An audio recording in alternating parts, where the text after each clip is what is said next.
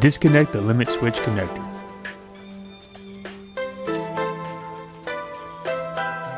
There are two 7mm bolts on the back of the limit switch that must be removed in order to remove the screws.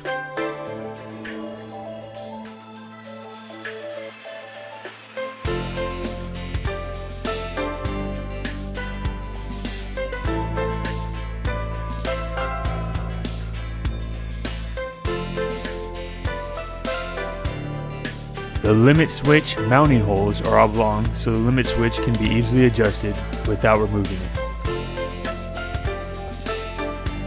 Reinstall the washers, lock washers, and nuts.